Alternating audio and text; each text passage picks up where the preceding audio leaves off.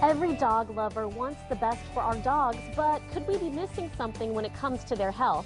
In honor of National Pet Dental Health Month, we asked veterinary expert Dr. Simon Starkey to share his top tips for keeping your canine in tip-top shape before health issues occur.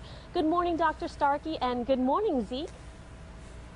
Good morning. It's a pleasure to be here. So this is intriguing. 80% of dogs will show oral disease by the age of 3, and we all know that could lead to even more problems. So what are some of the signs we should be looking for when it comes to our dog's teeth? You know, that's right, and some of the latest studies show that figure can be even as high as 90%. So one of the simplest things is their breath. A lot of people think bad breath is normal in a pet, but it's really not. It's often the sign of established dental disease. Another thing to look for is discoloration of the teeth. Really healthy teeth should be nice and white, just like ours. But as plaque and tartar builds up, those teeth will start to get yellowy brown in color. Another thing, dogs and particularly cats are prone to gingivitis, so you'll see redness and inflammation of the gums. The gum may even recede off the tooth, and that can lead to painful condition and may even allow for bacteria to enter the bloodstream and cause damage to organs like the liver, kidneys, and heart. My goodness. So when it comes to your dog's teeth, at what age should they start getting their dental checkups? Well, we recommend visiting your veterinarian at least once a year. Of course, if you have a puppy or kitten, you'll be in more often to get their shots and worming up to date.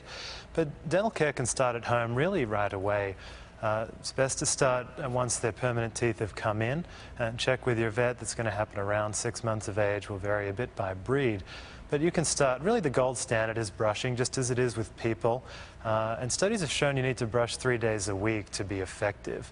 But many of us have busy lives. I recently just had a daughter myself, and Zeke and I, we used to have a pretty good brushing routine, but I'm afraid that's gone out the window. So what I like to look for are treats that have the Veterinary Oral Health Council seal, or VOHC seal. One such brand is the Greenies brand of treats. They've been certified for many years now. And, you know, I give Zeke one every day. It's actually part of our morning routine when I leave for work. It's fun, it's easy, it's quick. And while I'm not brushing as much as I should, and I'll admit that, I know I'm taking care of his preventative care by giving him this treat at least once a day. Oh, Dr. Starkey, I'm so glad you said that, because I have 3 Pomeranians myself, and Zeke looks like a Pomeranian. Is that what he is?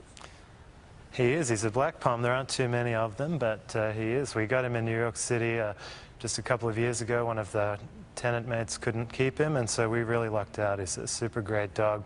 And Pomeranians and small breeds are prone to increased dental risk, and so that's why we at PetSmart teamed up with the Greenies band, really, to help educate pet parents about the importance of pet dental care.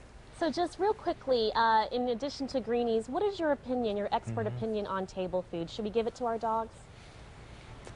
You know, generally I would advise against it. You know, we're seeing an increase of obesity and overweight pets in our society, up to 40% or more in some studies for dogs. You can also run the risk of gastroenteritis, as well as a very painful condition called pancreatitis. So if you must feed a table treat, I usually recommend something like a carrot, maybe a berry. But really, dogs just like the act of receiving something from us, so you can give them even a piece of regular kibble. Many of them will like the fact that we've handed it to them. You know, and again, if you must treat, why not consider a functional treat, something like a dental treat, where they're definitely getting benefit from it, that mechanical scrubbing action, as well as a fun treat, instead of a table scrap that may or may not be good for them. Oh, well, Zeke and Dr. Starkey, thank you both so much for joining us today and sharing that good information. Thank you. It's been a pleasure. And to find out more about this segment, log on to our website, fox4morningblend.com. Having a photo-ready smile is almost a necessity these days, with cameras and phones and profile pictures. Up next, how you can get that picture-perfect smile with the help from a local dentist.